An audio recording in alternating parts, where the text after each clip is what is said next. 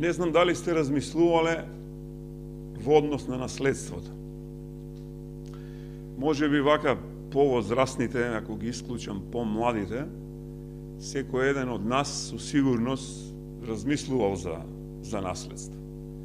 Можам дури да кажам дека не само да размислувал, дека може би повозрастните или биле луѓе кои што биле корисници, ако може така да кажам, на некакво наследство, или може дури да кажам дека повозрастните размислуваат да остават некакво наследство на своето семејство. Или вообичаено семејствата, родителите, особено овдека, не знам на други места, многу е важно и многу е битно да се остави на децата некакво наследство. И кога говорам за наследство, секој пат имам предвид дека луѓето вообичаено мислат на материјално наследство. И обично кога луѓето говорат меѓу себе, знаат да кажат дека овие родители добро наследство оставива на своите деца и ќе почнат да набројуваат.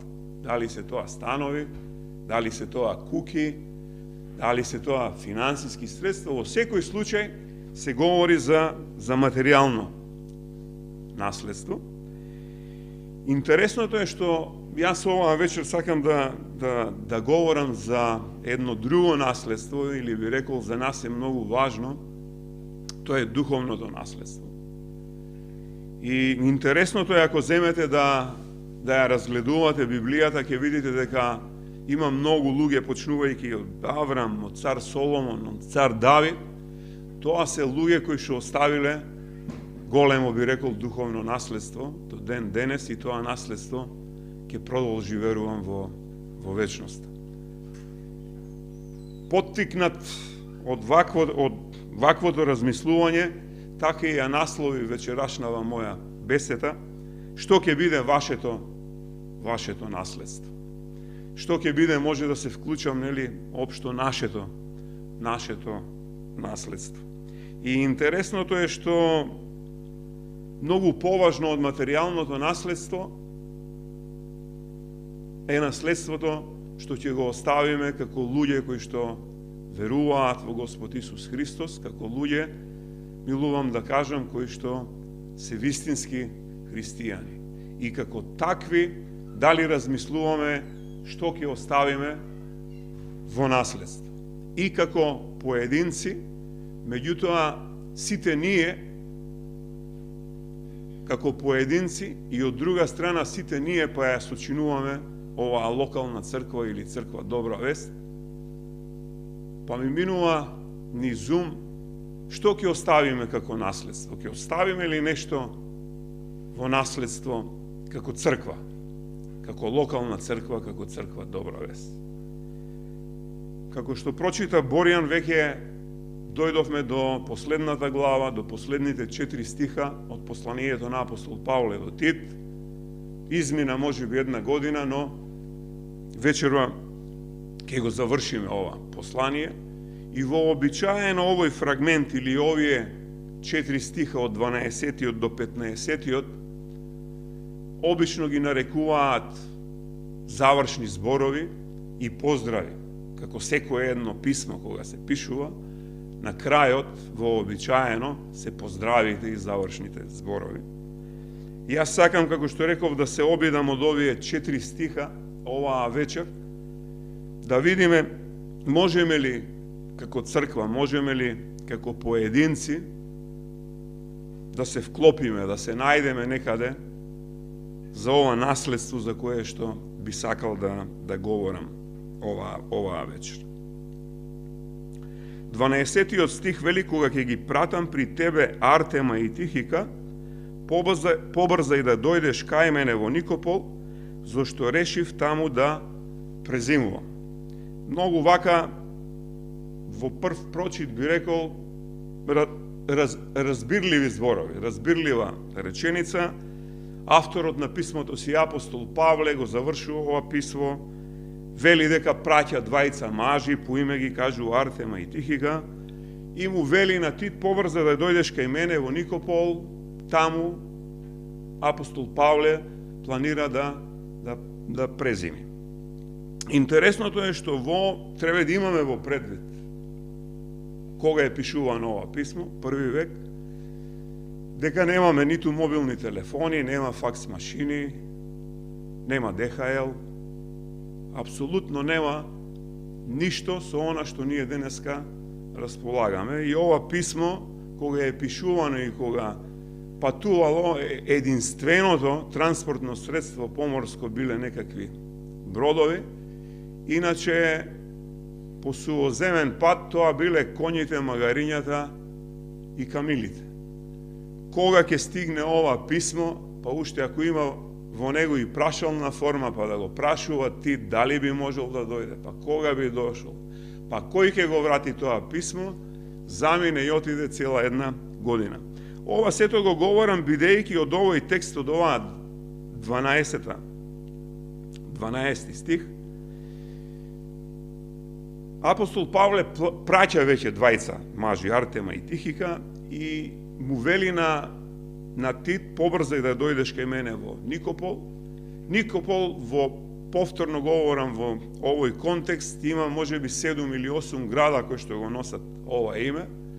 Меѓутоа станува збор за Никопол во регионот на тогашна Македонија, од причина што Тит е во Крит и ова е Никопол, затоа велам, каде што би можел да патува и да дојде, вели, тргни веднаш. И ако се вратиме во контекст на Тит и на Крит, ќе видиме дека помалку од една година Тит имал време за сето ова што го разгледавме околу црквата на Крит, и да се подготви и да тргне кај него да дојде во Никопол. Интересно е што од овој прв стих сакам да наметнам едно прашање кое што реков дека сакам да го споделам со вас. Секоја би рекол стабилна црква или секоја здрава црква мисли и има свое лидерско наследство. Тоа е од овој прв стих како наследство што реков, што сакам да го издвојам во однос на лидерството. Употребувам тој збор бидејќи е прифатен и меѓу нас. Зборам за луѓе кои што се грижат околу црквата. Зборам за луѓе, понашки кажано, за водачи во црквата. Јас ќе го употребувам овој термин лидери во црквата. Интересното е што Артема и Тихика, за Артема не знаеме ништо, може да кажем, и тоа само овдека се спомнува сега. Тихика веќе може да видиме дека се спомнува на многу места, тргнувајќи од Дела апостолски, од Ефесијаните, од 2 Тимотеј. Дури ќе прочитам еден стих во Колосјаните 4 глава, 7 и 8 стих, вели вака: што се однесува до мене, се ќе ви соопшти Тихи, љубениот брат и верен служител и сотрудник во Господа, кога нарочно поради тоа го испратив при вас, за да разбере како сте и да ви ги утеши срцата ваши. Не е спорно за Тихи дека е близок, би рекол, соработник на апостол Павле. Предпоставката е не случајно и Артема ги испраќа апостол Павле во Крит и бара од Тит да дојде кај него, каде што ќе превзиме. Многу е важно и многу одзема, барем мене ми одзема внимание, две многу клучни нешта, два многу важни, два многу клучни сегмента, а тоа е дали и денеска, да речеме, можете во нивниот контекст, видовме ние изминатиот период, низ што се помина Тит и што се поучуваше и како ја воспоставуваше и ја градеше, да речем, структурата и црквата, за да кажам, да биде една здрава црква. Не можете ниту еден пастор не би дозволил да замени и да ја остави, да речеме, да си го остави стадото и да си ја остави црквата без соодветна замена. Овдека, затоа реков, секоја здрава црква има свое лидерско наследство. Ако тргнеме во една хронологија од апостол Павле, па го остава Тит, па сега го повикува Тит да дојде кај него и остава, праќа всушност двајца луѓе, преку овие двајца луѓе и ова писмо е стигнато до Тит, врачено, дадено. Има две многу битни нешта. Прво, дека овие луѓе треба да бидат достојна замена во однос на Тит. Не се случајни луѓе, не се било кој пратен да оди, да го однесе писмото и да го замени Тит. И втората многу важна работа, сигурно имаат изградено многу голема доверба овие луѓе кај апостол Павле, за да може да ги испрати овие луѓе. Многу е важно и за нас денеска, како луѓе кои што сме се посветиле, велиме на Бога, како луѓе кои што сме се посветиле, да можеме да се трудиме, нели, да го проповедаме Божјото Слово. И многу е важно, како такви, и на почетокот реков, како локално заедништво, како црква Добра вест, имаме ли и ние едно вакво наследство? Секој може сам да си одговори, секој може сам да размислува после оваа проповед и да се праша дали црква Добра вест може да каже дека има едно вакво духовно наследство од лидери кои што го проповедаат Божјото Слово. 13 стих вели: законикот Зина, некаде е Зена, или Аполос, погрижи се да ги обезбедиш така, та од ништо да немаат потреба. Како секоја здрава црква, како секоја стабилна, би рекол, црква, ако има лидери, наследство во лидери, би рекол дали како црква имаме една ваква континуирана поддршка кон верните работници. Зошто го велам ова? Законикот овдека овој стих вели Зина и Аполос, повторно Зина е, за Зина се напоменува дека е законик. Иначе малку овој превод кој што го користам јас не е баш најдобар во однос на оригиналниот грчкиот. И станува збор, може би е појасно, точно дека е Зина некој си законик, меѓутоа Зина повеќе е, може би што Трајко ќе ме разбере најдобро, вели дека е човек кој што е римски парничар, кој што бил добар во судските парници, бил добар многу како оратор. Па се поставува прашањето зошто во една ваква комбинација, зошто во еден ваков пар, законикот Зина и Аполос ги се таму, но вели погрижи се да ги обезбедиш така, та од ништо да немаат потреба. Реков малку е лошо, бидејќи во оригиналот станува збор дека законикот Зина и Аполос ќе тргнат на пат. И идејата е црквата да ги обезбеди во се што им е потребно за да може да го отпочнат тоа нивно патување. Апсолутно станува збор за се што имаат потреба и за се што имаат, што ќе им биде потребно на тоа патување. Околу Аполос и за него може да кажеме дека говоревме во втора глава и во прва глава, кога имаше проблеми во црквата на Крит и дури кога требаше да реагира апостол Павле, кога им велеше дека доста веќе меѓу вас, кога ги бирама најразличните групи имаше во црквата и секој некого поддржуваше. И во тој контекст имаше една фраза кога викаа ние го сакаме Аполос, ние се чувствуваме дека сме негови. Апостол Павле, да кажам, неговата реакција беше во контекст да се смират тие кавги и ги разгледувавме да нема никакви поделености внатре во црквата. Аполос можеме да видиме дека е образован евреин од Александрија. Опишан е исто така дека е моќен оратор, што е многу битно и многу важно. Повторно одвоев го среќаваме во Дела апостолски, во 18 глава, 24-28 стих, ке рече: и дојде во Ефес некој си јудеец по име Аполос, родом од Александрија, човек красноречив и силен во писмата.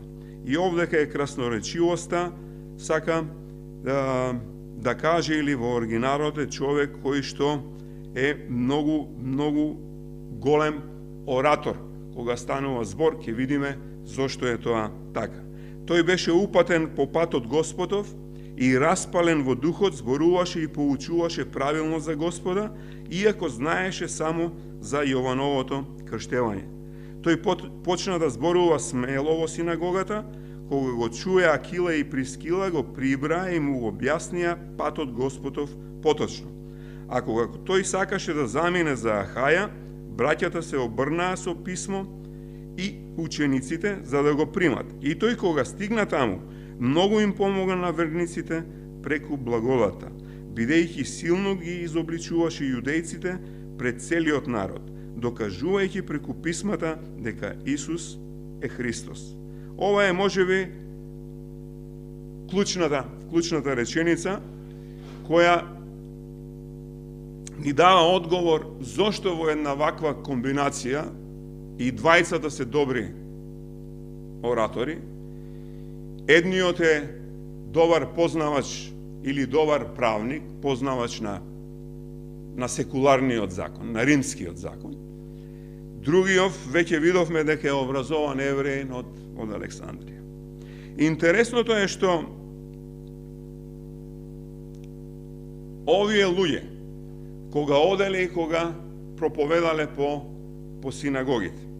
И во тој контекст, да имате во предвид, во тоа време, да одите по синагогите и да го проповедате Исус како еврејски Месија, прашањето е само кога ќе заврши вашата проповед и кога ќе отпочнат големите дебати, кои што се неизбежни, имаат, велат, свој почеток, не се знае кога ќе завршат. Другото нешто многу важно е тоа што и апостол Павле би рекол, и овие луѓе имаат нешто заедничко, а тоа е нивниот темперамент. И нивниот темперамент, ако тргнеме од апостол Павле, кога сме го разгледувале како личност, апостол Павле е жесток човек. Сакате како претходно гонител на христијаните, сакате како посветен христијанин. Истите овие двајца луѓе, спрема ова што ни го открива текстот, се луѓе кои што се, како што реков, многу добри оратори, многу добро подковани секој во својата област. И повторно би ве запрашал да се замислите, да се запрашате дали како локална црква, дали како црква Добра вест имаме континуирана поддршка кон верните работници во оваа црква, како што овдека апостол Павле вели и им пишува, и не само да им пишува, него овие луѓе тоа го спроведуваат на еден вистински начин и покажуваат грижа, како што вели текстот, да немаат потреба од ништо. Се што ќе имаат потреба да може да им ја обезбедат. Не треба да забораваме дека на островот Крит, почнувајќи уште на почетокот кога говорев за Тит и сите проблеми со кои што наидуваше, и оној познат стих од првата глава, 12 стих, кога Павле вели еден од нивни пророк беше рекол дека критијаните се секогаш лажливци, зли зверови и мрзливи трбуси. Тешко е, треба да имаме во предвид, ако се сеќавате што се разработивме во ова писмо, во овие навидум куси 3 глави, дека е многу тешко да се работи со критијаните, преку сето она што го разгледавме. Но успехот на верните работници секој пат зависи од поддршката на локалната црква.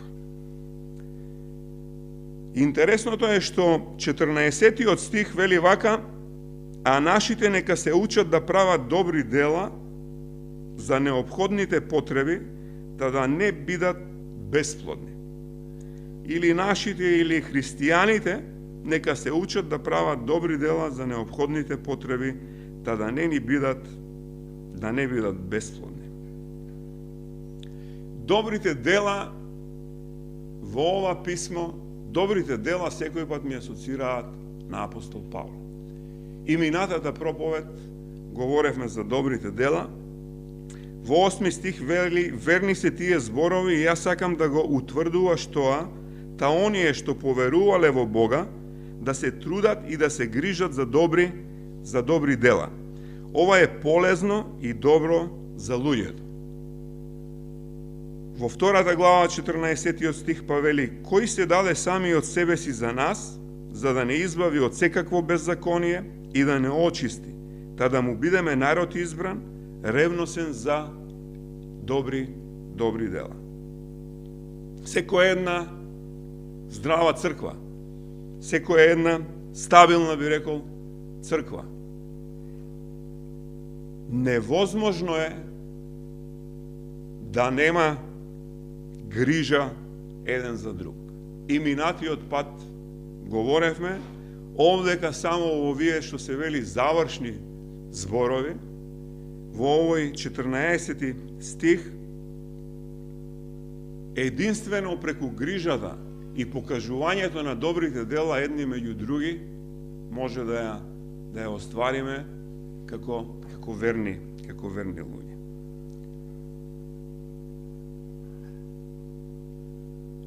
Не успеав, сакав со Емануел да се слушнам, па да пуштам тука еден кус прилог, но може го има на YouTube за островот Галапагос.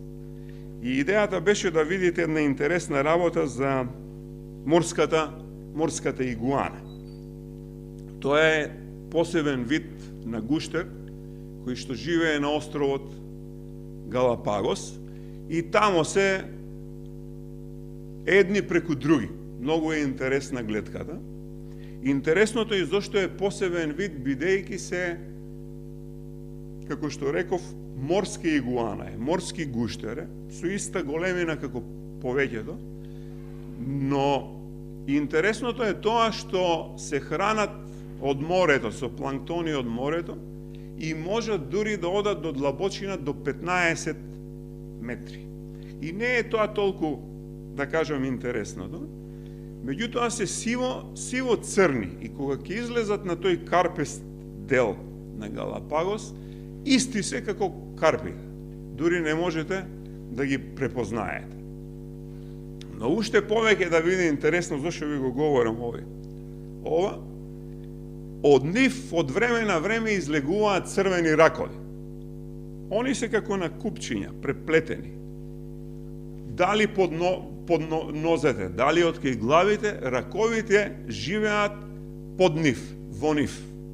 И интересното е што раковите така се обезбедени од грабливци.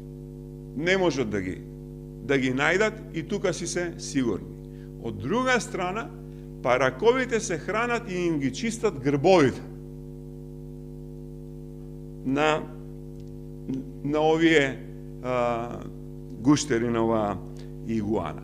И со самото чистење треба да отворите да видите, они па така обстојуваат. И ваквиот начин нели е познат, тоа е симбиозата. И симбиозата значи, вели, ако отворите како дефиниција, симбиозата вели е сожителство на два организми од кои имаат заедничка взаемна корист. И таа корист ја имаат едни од други, сето она што не можат да го направат за самите себе, него го прават за другите. Повторно, за мене нема подобар пример од грижата да ја покажуваме едни за други преку добрите дела. Добрите дела и грижата која што ја покажуваме едни кон други, треба секој пат да биде грижа другиот да се чувствува добро. И не е толку важно, се вели, какви чувства ќе има. Меѓутоа, нашата блискост како браќа и сестри, нашата загриженост, ние ќе видиме, кулминира, да откријам, нели, поради љубовта Христова, треба да се прашуваме што тоа другиот го чини задоволен. Што тоа другиот го прави, би рекол, да се чувствува задоволен. 15 стих вели: те поздравуваат сите што се со мене, поздрави ги и оние кои не милуваат по вера, нека биде благодата со сите вас. Амин.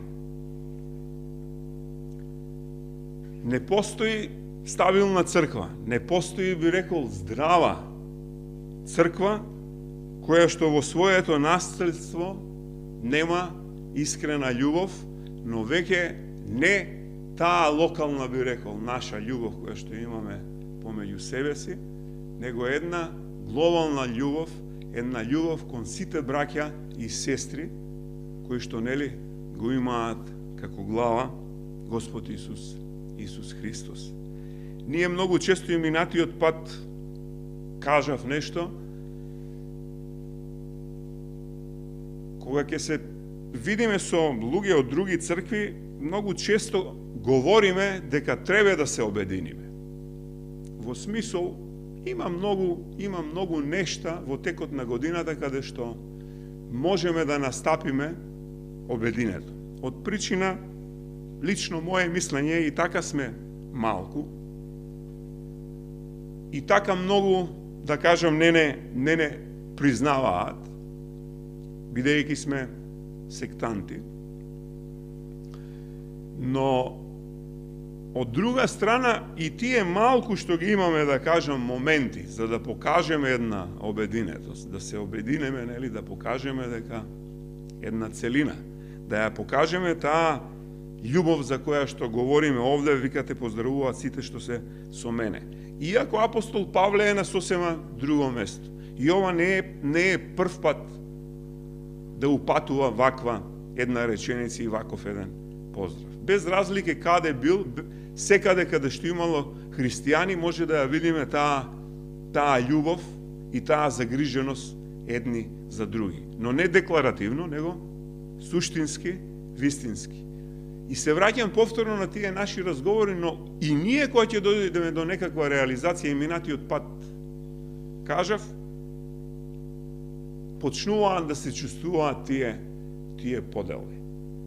Одма почнуваме да се вртиме на локално ниво, кој каде повеќе може да даде, кој каде е повеќе силен, и стануваме некако затворени. Наместо да се отвараме и да се обединуваме со сето она кој каков ресурс има, почнуваме да гледаме малку, би рекол себично. Апостол Петар вели во 1 Петрово 1:22: откако ги очистивте душите ваши со послушност на вистината преку духот за нелицемерно братолюбие, сакајте се еден со друг постојано со чисто срце. Во Римјаните апостол Павле ќе каже 12:10. Еден спрема друг бидете љубезни со братска љубов, надпреварувајте се во почитување еден на друг. Јован 13 глава 34-35. Нова заповед ви давам, да се љубите еден со друг. Како јас што ве возлюбив, така и вие да се љубите еден со друг. По тоа ќе ве познаат сите дека сте мои ученици, ако имате љубов помеѓу себе. Ако за нешто како евангелско-протестантска заедница говориме, тоа е љубовта. Мислам дека не сме во соодност со тоа што го говориме и со тоа што го покажуваме. Може би грешам. Тоа е мое лично гледиште, мое лично мислење, како што реков пред малку. Како да нешто ни недостасува во оваа, би рекол, нели, искрена љубов еден кон друг. И неразбирливо е луѓе кои што вкусиле, би рекол, од Христос, луѓе кои што се нарекуваме дека сме вистински верници, да не покажуваме таква љубов. Или не сме вкусиле од Христос, или не сме вкусиле и не сме ја осетиле Христовата љубов. Бидејќи за мене човек кој што не ја почувствувал Христовата љубов, нема како да ја даде таа љубов. Човек кој што не го запознал Исус Христос, нема како да го рефлектира, нема како може човек кој што некого не познава да може да говори за него, или минатиот пат пастор да имаше проповед, нели, за имитај, за како може да имитираш некого. Можеш да имитираш некого само ако го познаваш. Ако не го познаваш, нема како да воопшто да го имитираш. Од таа причина малку ми е чудно.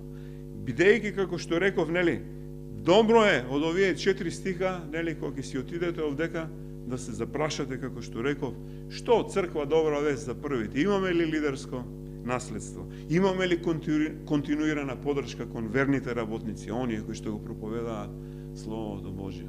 Постојана, сериозна, посветена. Имаме ли наследство, нели, како што вели, на искрена љубов, едни меѓу други? Не треба никој да ни каже, ние сами треба да си одговориме. Имаме ли таква љубов? Имаме ли таква грижа овдека во нашата црква, преку добри дела едни за други? И ова е последното нешто, нели, секој. Дали со другите наши браќи и сестри, без разлика на различните деноминации, нели, што прашуваат, повторно ќе кажам за евангелско-протестантската заедница, што е разликата? Имаме ли таква една љубов? Сега со повеќемина овдека ме прашува и говорев околу станот Бојан Тина се преселиле ли, како го земале. Овдека исто така ми наликува како луѓе, не знам, кои што живееле под наем, како Бојан и Тина, и кога ќе влезете во свој собствен дом, може да биде како Викторија и Пламенка, нели, да е и куќа, но разликата за мене е огромна кога живеете под наем, без разлика дали е стан, дали е куќа, и да влезете во нешто што е ваше. Од моје лично искуство, многу пати, може би не е проблемот во материјалните средства, но едноставно не е ваше. Не знаете, некој пат сакате да инвестирате, па се прашувате колку ќе седам, па си исплатили да правам таква една инвестиција. Па ние имавме пример, како се вели, air condition, сакавме да го ставиме во спалната, газдата вели, не дозволувам никакво рушење на ѕидови, сечење на прозори. Викам, повторно кој ќе си одиме ќе го направиме. Не може. Така да има многу разлики помеѓу тоа да бидеш под наем и да направиш и да живееш нешто во нешто свое.